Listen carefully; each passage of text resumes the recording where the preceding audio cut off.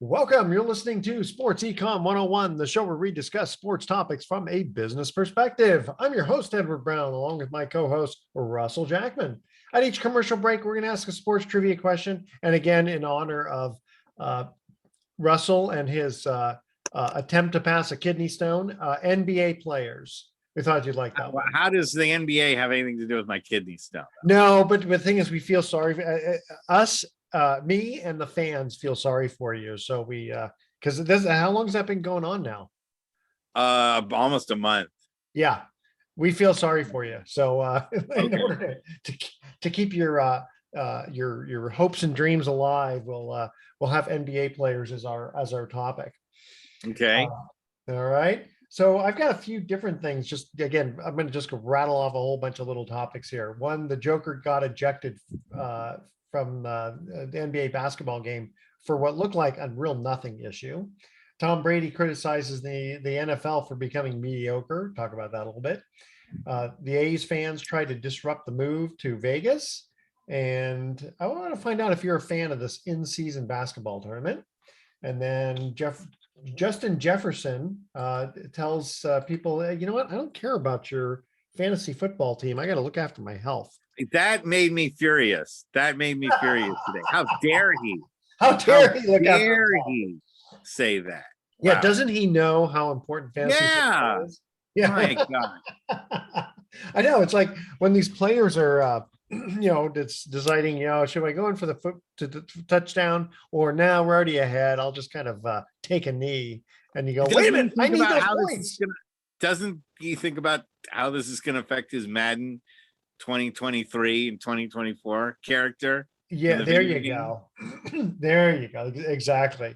All right. Then also talk a little bit about Jordan Poole. Wemby, she seems to be living up to the hype so far. And there is something about Barry Sanders I read about that I thought was really kind of interesting. All right, stay with us. Sports Econ 101. I'll be right back. Don't touch that dial. Welcome back to Sports Econ 101. Edward Brown here along with Russell Jackman. All right, Russell, you want to talk about the upcoming Thanksgiving games? Yeah, there are two games that go on earlier in the day, which is the Dallas game and the Lions game. And the Lions game now is a lot more interesting than it's been in the past. Yeah, because they're a much better team. Usually, you the morning game with the Lions, you usually like, oh, okay, it's going to be 35-10, before the halftime. Yeah, and, you go out and you work on the turkey or whatever. Yeah. By the way, I'm smoking my turkey. Ooh, here you better save me some. Great. It'll be you'll get maybe some of the bones or some of the skin, because that's all there's going to be left. Oh, no, save me a leg. I want the best part. Save me a leg. But I will say this, that a freshly smoked turkey breast sandwich the next day is about as good a meal as you can humanly get. It's funny. My brother-in-law invited us to Virginia many years ago, and he smoked a turkey, and he ended up like every couple of hours waking up to brine and doing whatever he needed to do for it. And it was so good. It tasted like ham, but it gave me the worst heartburn because it was so smoked. Oh, wow. Okay. Well, that might be a little bit on the heavy side. It takes a lot of effort to make a turkey. No, but the evening game is the one that everyone is going to be paying attention to, because that's the 49ers against Seattle. Ah, yes. I was glad. Didn't the Rams beat they came away with the win against 1 Seattle? point win. Which, doesn't technically make this game for the NFC West title, but if the Niners win with only a few games left in the season, plus they play Seattle, the 49ers schedule is Seattle on Thursday, the Eagles next Sunday, 2 Sundays from now, and then Seattle again. So the next 3 games pretty much determine the 49ers' fate as NFC West champions, or whether Seattle winds up being NFC champions. I was kind of one of the few. This last week was one of the few times you ever rooted for the Rams, huh? Yeah, no, it's true. Seattle hasn't, made myself a fond lover of them, except for the fact that Pete Carroll went to Redwood. Yeah, and he's a fellow alumni with myself. I went to Redwood also. So, but then he went and started coaching for UFC. USC, Yeah. and that made me not a fan. But Yeah. anyway, the fact that the Niners faced Seattle 2 times in 3 weeks, to me, seemed like a scheduling error when I first looked at it. But now it turns out to be a genius move. I mean, they're going Yeah. to get like 100% of the audience to Oh, yeah. watch. You know, it's going to be now the Niners' history on Thanksgiving is not great. Yeah. And I don't know if you remember the Harbaugh Bowl a few Oh, years ago, yeah. where Jim Harbaugh faced his brother, and it was a preview of the Super Bowl, where the Was that the same year? yeah, it was the same year, Ah, okay. and Jim came up short twice against his brother, and John wound up winning the Super Bowl against him. So I'm hoping that this year the Thanksgiving trend reverses itself.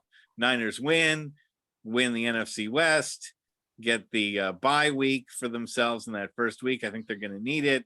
They've had a couple injuries, and obviously some guys could use some extra rest. So I think it'll be very important for the Niners to win on Thursday. But it's a short turnaround, and after that big win against Tampa, hopefully they're ready to go. But they looked really good against Tampa. They look like they're back on the track of being one of the best teams in the NFL, if not the best. Purdy sure looked purdy. But then again, last night the Eagles showed that they're the best team in football, yeah, beat the Chiefs. and Yeah. even if I was hoping a loss last night would give the Niners a shot at possibly having home field advantage throughout the playoffs. Yeah. But now that unless the Eagles screw up towards the end, I think that the road to the Super Bowl goes through Philadelphia.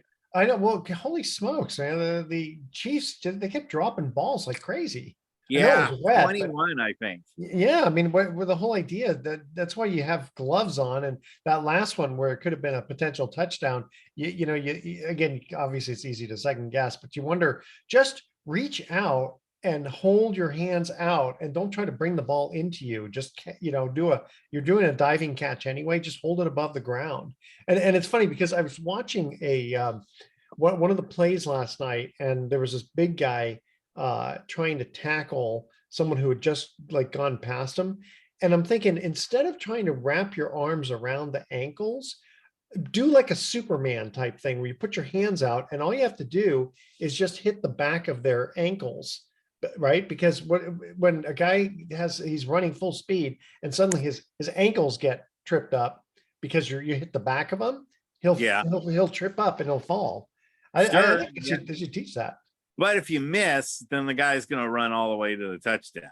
If you don't hit those ankles, if you don't grab a hold of them. Yeah, but if you're trying to grab them, it's a lot easier to just basically get your hands out there to. But if you grab someone, you can slow them down, and maybe another guy can come in and help you make that tackle. That's true.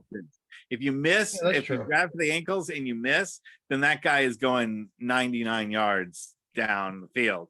I'd like to see them practice that.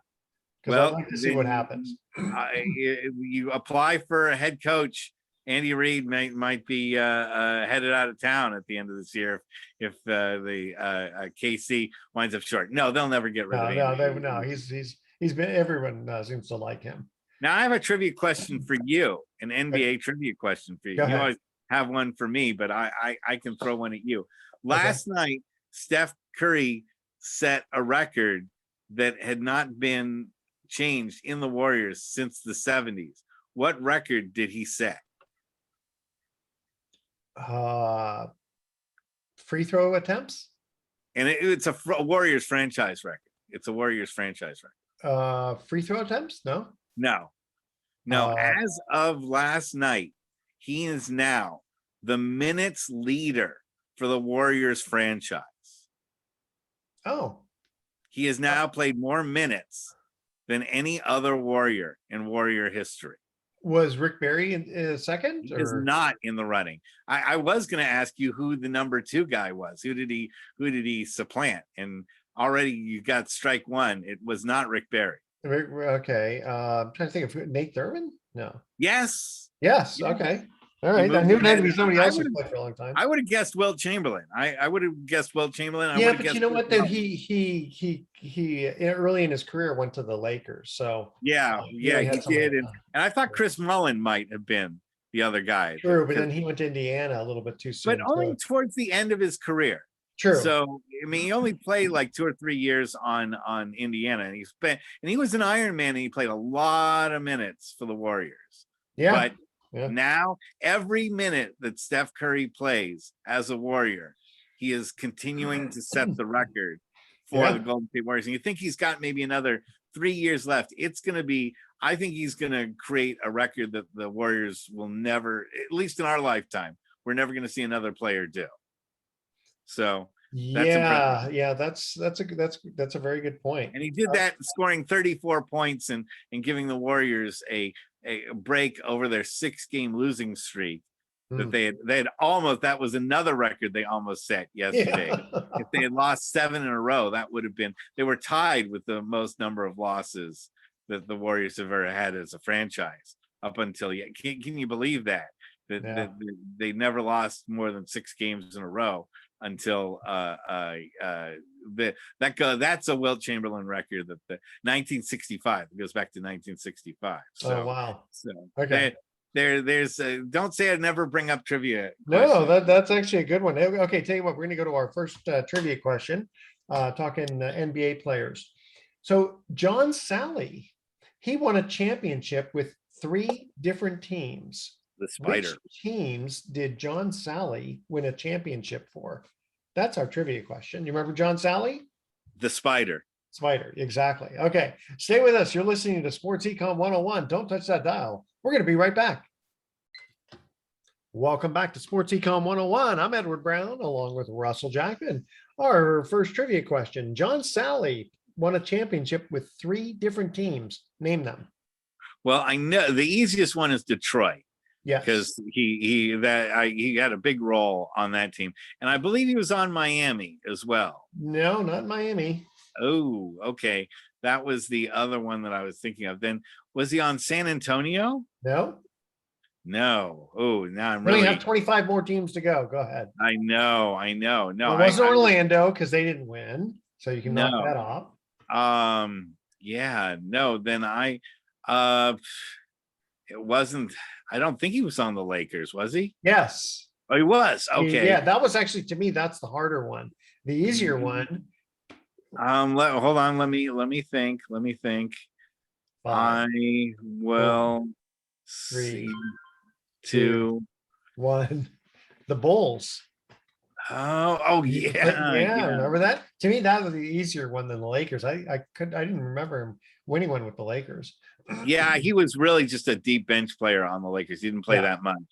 Yeah. But I do kind of remember seeing him in the Lakers uniform. But I kind of forget about his role on the Bulls, which was a little bit more significant when he did on the Lakers. But the Detroit, when he was on Detroit, he was one of the best defensive players I think I've ever seen during that season. Oh yeah, no, he was a powerhouse. Okay, so continuing on with basketball. So what's the deal with Jordan Poole? So he was good with the Warriors. Yeah, he had that issue with Draymond, and they traded him in the blockbuster trade. And now the Wizards are looking at him as a trading piece rather than a franchise player. Well, it's a terrible marriage there, because it's the one thing about Jordan Poole, because I've watched him since the beginning of his career, is that he is a phenomenal shooter from 20 feet out.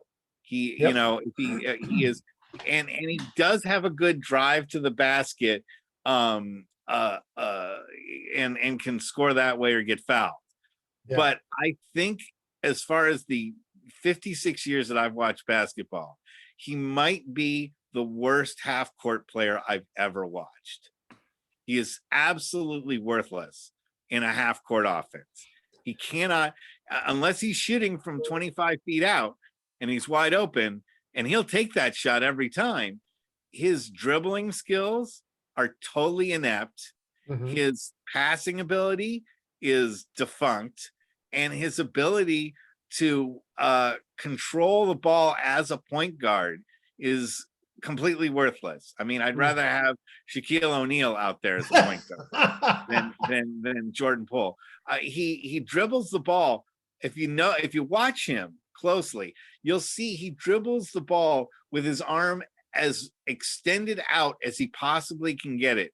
And so what happens is, in a half-court offense, he has his arm fully away from his body, and someone will come from behind and just take the ball right away from him. He turns the ball. And then the worst part is when he gets the ball taken from him, the very next thing he does is fall down. His other instinct is when anytime he feels he's been fouled, he falls down to the floor. And refs used to call that. But after he won his championship with the Warriors, I think refs smartened up and said, you know what? You've got to start earning your fouls now. And So he doesn't earn his fouls. James Harden, there was a time when he was getting, you just looked at him and he got a foul. Oh God, yes. Yeah. Oh, absolutely. But James Harden at least earned it by controlling the ball and being able to pass the ball and being able to be aggressive and taking it to the hoop. Jordan Poole, since he's been on Washington, when I've watched him, he just settles for the outside shot every time. And they traded Bradley. They technically traded Chris Paul for him, but really the idea was to let Bradley Beal go and to build their offense around Jordan Poole. And I was like, boy, that is about the biggest mistake any team has ever made in modern basketball. How come they didn't confer with you? He is an accessory. Yeah, well, I don't know why. They could save themselves a lot of money and a lot of heartache, but he's an accessory shooting player that needs the rest of the components around him to be anywhere near great. Well, he's good. He's a good free throw shooter.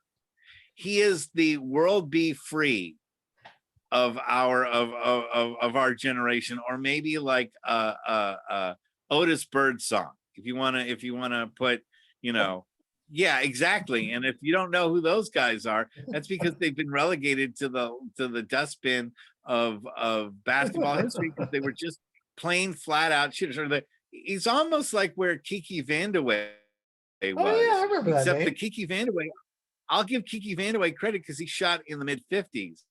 Jordan Poole now is like shooting in the low 40s, and he's taking his team down with him. Yeah, if you can't at least make half the baskets, that one's kind of tough. And then continuing on, so Wemby. Yeah, no, enough about him. Okay, so going on to Wemby, I like just calling him Wemby. It's a lot easier. It's interesting because he's so tall that you can even have 6'9" point guards due to his height. Think about that. He's so tall that you don't have to have these guys who are only like 6 foot, or 6'1" to be point guards. Right? Russell, you there? Yeah. Well, okay. Probably lost you for a minute. Yeah, it was cutting off for a second there. We were getting some poor reception, but so just elevate everyone's height. Yeah, I mean, all you have to do is drop in a pass over somebody's head, and it can make you like a point guard. We're seeing that with a guy like Jokic. Jokic does the same kind of thing, and Wembanyama has his whole career to learn how to pass. So he already comes with a lot of other skills. Yeah, and the NBA is loving it because he's proving to be one of those first-round draft picks, the number 1 overall draft picks that's going to usher the NBA into a new generation of greatness. So I'm sure Popovich is like crossing, like saying, "Thank God I didn't retire." I'm sure he thought about it when the Spurs were, kind of dragging their feet the last few years. But he's he truly does have. Yeah. He truly does have a new Tim Duncan-like player. Yeah, and it's interesting. I think he's 7'4". Yes. Yeah, and no, I think he's 7. Yeah, he was either 7'4" or 7'6".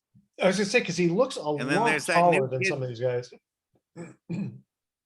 And then there's that guy for the Thunder that they've got. Chuck. How tall is he? What? He's like 7'4" too. Wow. and it's watching the two of them go up against each other Well, if you is remember really, Sean Bradley for the 76ers, yes, and yes. But unfortunately he weighed about he was just 115 pounds, so he just was not. that's the problem is he Yeah, was just spindly and yeah, just not physically tough enough. Smaller guys could easily push him around, and of course, it brings us all back to Manute Bol, yeah, yeah. who also just was too thin to be enough of a to withstand the punishment that he would get, You needed over to be a time. George Mearsham. George Mearsham? Mirasan was another Mearsham. guy that But was what he was big, but I mean, he wasn't that thin. I mean, he had some meat on his bones. right. He just unfortunately got hurt. I don't know if you remember this, but he got hurt not playing basketball, but during the filming of the movie My Giant with Billy Crystal, where he was playing Andre the Giant. Yeah, but how did he get hurt? And during that film, I don't remember he got how he hurt got during hurt. the film trying to be a professional wrestler. Oh, He was wow. Okay. he was the role of Andre the Giant, and during that movie, he like hurt his back during trying to Gee. lift people up and body slam him, because as a basketball player, he never really developed those kind of Yeah. muscles to like lift people up and Well, and I brought this up before that one of the reasons that uh, Jabbar never really got hurt was he never lifted weights. Apparently, all he did what for exercise, besides playing basketball, is he used a heavy rope, which basically is just a big, thick jump rope. And no, boy, I that's don't know not if you true. ever. That is not true. He actually studied the martial arts extensively. Well, that's true, but I'm talking about like lifting weights. Like Right, guys but who lift weights get his hurt. exercise included a lot of yoga, a lot of Yeah, stretching, that's true. That's and true. meditation and martial arts. Bruce But Lee I taught guess what him. I'm getting at is that it's something that takes like some strength, because the martial arts, you're not like lifting things. Same thing with meditation. But like if you've ever done a heavy rope, that will just beat the bejesus out of you in sweating. I've done it before. It's pretty challenging. It is hard. Yeah, it's very hard. Okay, are you It ready is for our hard. second Yeah, but trivia question? the Yeah. point Go ahead. I was going to say the point was he didn't do a lot of impact stuff. He did a lot Yeah, of stuff exactly. that was more isometric and Yeah, that was more aerobic than getting hit by a bunch of stuff. And that's it. that can help you stay alive a lot longer. Yeah. All right. Yes. Continue. Yes, Okay. let's go with So, trivia. okay, trivia question. I'm talking NBA players. And this one, I didn't get this one, even though I mean I know the answer now. Which team did Shaquille O'Neal officially retire with? So here's the first easy question. Where did he first? What professional team did he play for first? Okay. What's the answer to that one? I can do that. Oh, Go I ahead. thought you were waiting for the commercial break. No, you can answer that part of it. You started off with Orlando. That's right. Very good. Okay. Stay with us. Sports Econ 101. Yes. I'll be right back. Welcome back to Sports Econ 101. Edward Brown here along with Russell Jackman. All right. Our second trivia question. Which team did Shaquille O'Neal officially retire with? Now, you did get the first part of where did he start with, which was the Orlando Magic. We all know he played with Penny Hardaway. Yeah, that's right. And he obviously won with Kobe and Lakers. Go ahead. Go ahead. I know he played with Boston. He played with the Suns. I'm going to say that he finished with the Suns. No, he finished with the Celtics.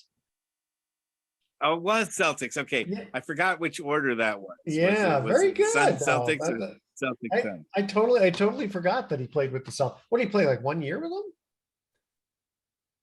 Yeah, it wasn't very long and it wasn't very successful.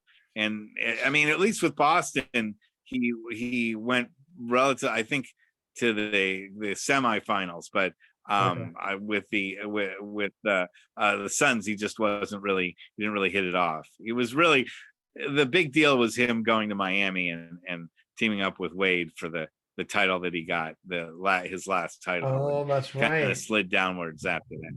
Yeah, I kind of forgot about it. It sort of reminds me, it's like, you think of football players, Johnny Unitas, you always think of the Baltimore Colts. But who did he retire with? Oh, And I don't know how many years he played, but it's like you always think of was him that as a the Baltimore Ravens. Jets? No, he Was he actually with the retired with Jets? the San Diego Chargers. Yeah, and it's just Chargers. one of And those then weird there's like ones. guys Yeah, like Elijah Wan. Do you remember where Elijah Wan retired at? okay, so you think of him with the Houston Rockets. Absolutely. Wow. San Antonio?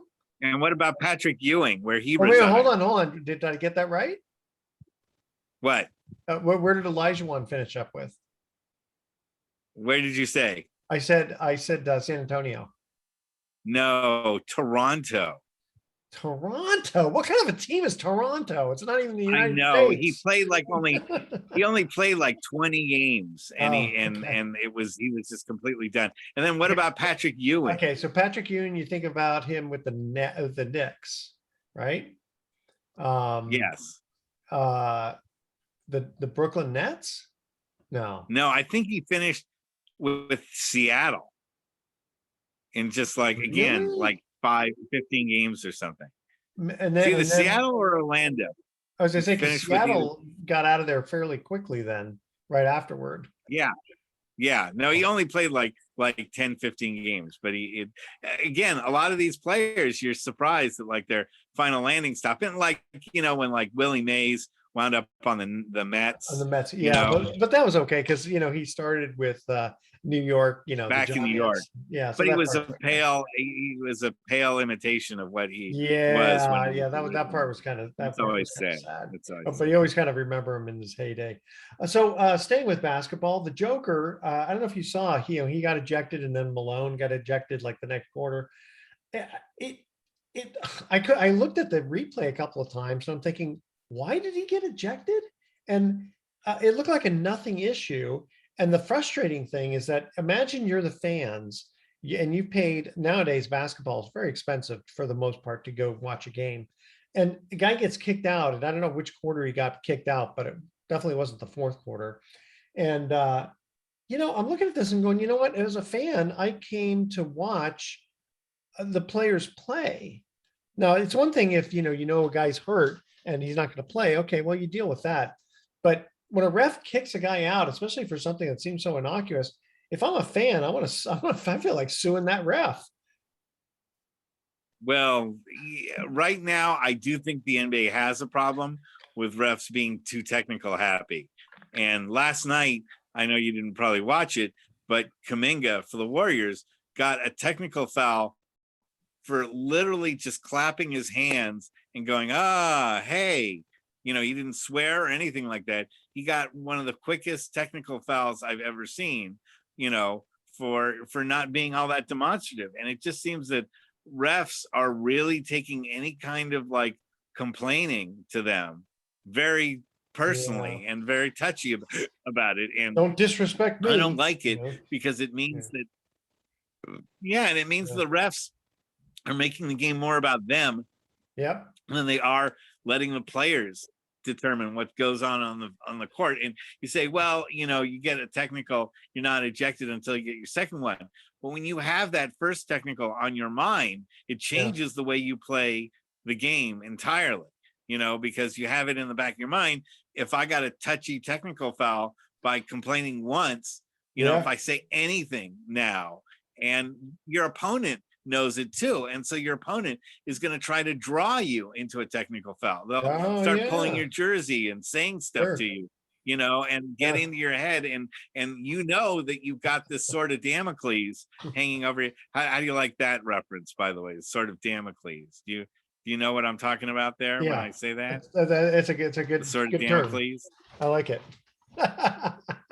Yes, I'm quite into mythology, but when you have the sword of Damocles hanging over your head by a thread, you act different than when you do if you don't have those technical fouls. So, and I sure hope Draymond Green is watching from his easy chair at home for the next 2 games and realizes when he comes back he better because that's one thing that happened while we last talked, wasn't it? Was the Draymond Green suspension. The and choking him getting 5 games Rudy for the Gobert, chokehold he put on Gobert. Yeah.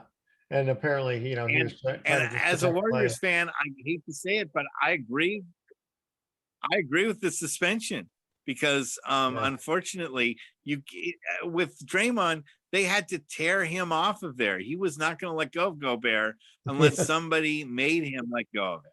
Yeah. And Gobert was totally helpless and was not fighting back. Yeah.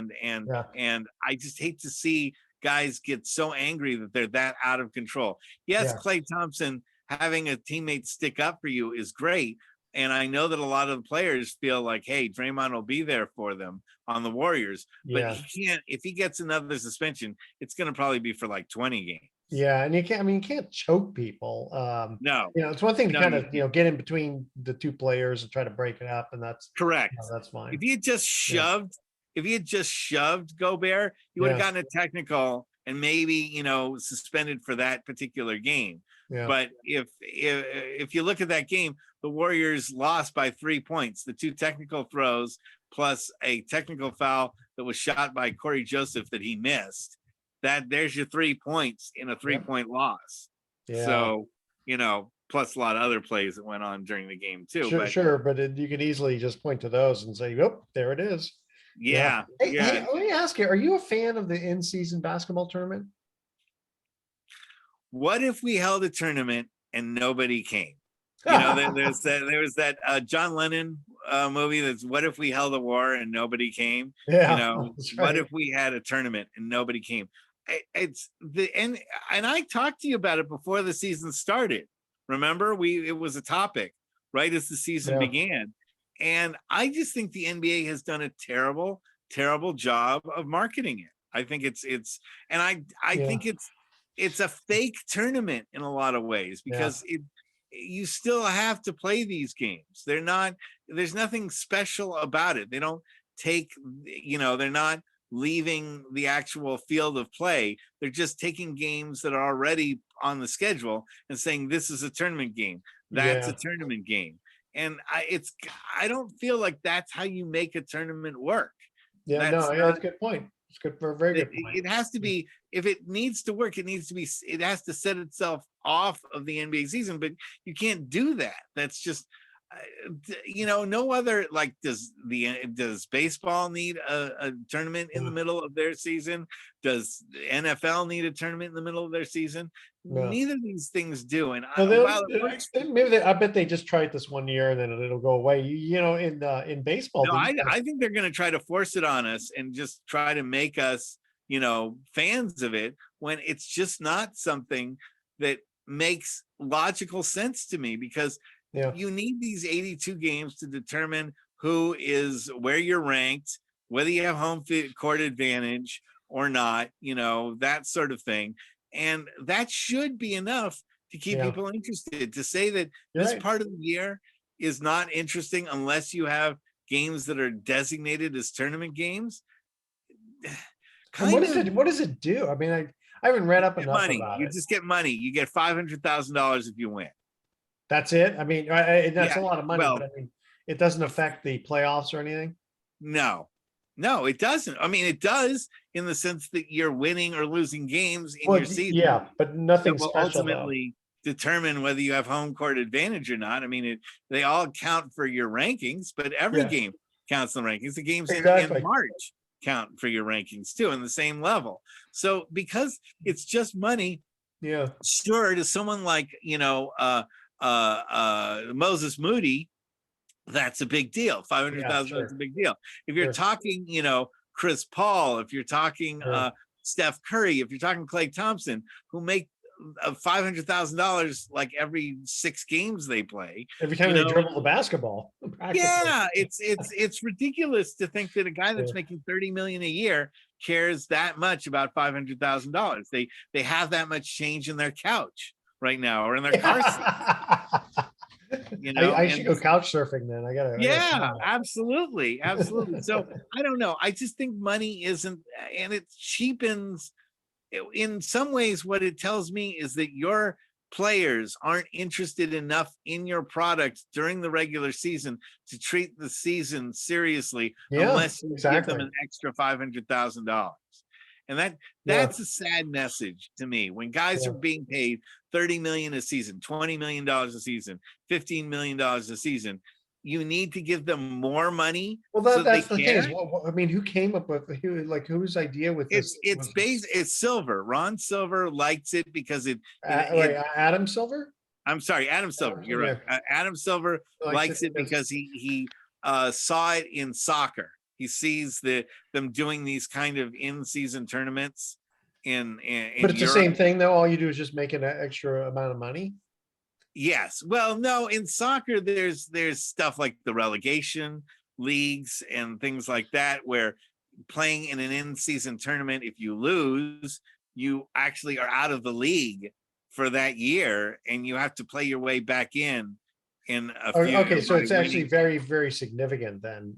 Yeah, it is. So those Yeah, tournaments matter. Here, it's not. Yeah. If you said, if you said to Atlanta, if you don't win in this tournament, we're taking you out of the playoffs entirely, and you're not even going to be in the NBA. We're going to put you in the G League. Then Well, gonna work so well. Atlanta would take it seriously, or Memphis would Sure. take it seriously. If not, there's really nothing in it more, because you're just playing regular season games. And the exactly. attention would be nice to get the championship in the end, but I don't think anyone wants to risk a player getting hurt or play exceptionally different just so that they could get the pride of winning the NBA Cup. Hey, Russell, stay with us. We do want to go to our third trivia question here. Sure. Okay, in 2017, which NBA player became the first in NBA history to sign a contract worth more than $200 million? Yeah, talking about all this money, Yeah. All right, that's our trivia question. Stay with us. You're listening to Sports Econ 101.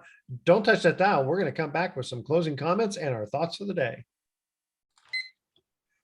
Welcome back to Sports Econ 101. Last time for today, I'm Edward Brown, your host, along with Russell Jackman.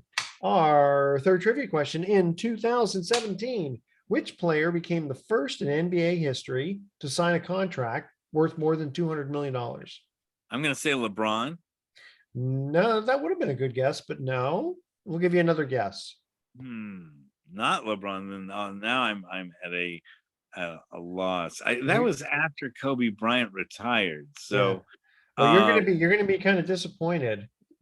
Really? That you don't know the answer to this one. Hold on. Let me see. Was it? Well, it's not Steph Curry, is it? Yes. Steph Curry. Okay. Yeah. He became the first one to sign. Which now seems like a bargain, Well, I mean, considering I think it was lower than it would have been because of the ankle issues. And then, it wound up giving the Warriors enough salary room to sign, guys like JaVale McGee and Kevin Durant and so forth that, led them to another 3 titles. But I'm trying to think of how many years that 200 million is good for. Like 10 I think years? it was like an 8 or 9 year contract. So it's his contract ends in like another 2 years, I believe. And then the Warriors are going to have some really interesting salary issues to deal with. They're already dealing with Clay right now and whether to give him an extension. We'll see where that goes.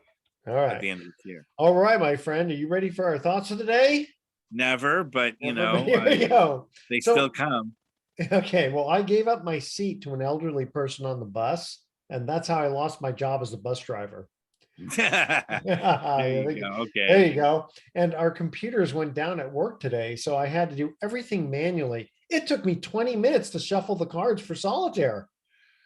Holy smokes. All the cards. You like that? Okay, tune in next week to Sports Econ 101. We'll be discussing sports topics from a business perspective and asking more sports trivia questions. Thanks for listening. On behalf of our team, I'm your host, Edward Brown. We'll see you next week. And happy holidays, everyone. Yeah. Happy Thanksgiving to everyone. So long.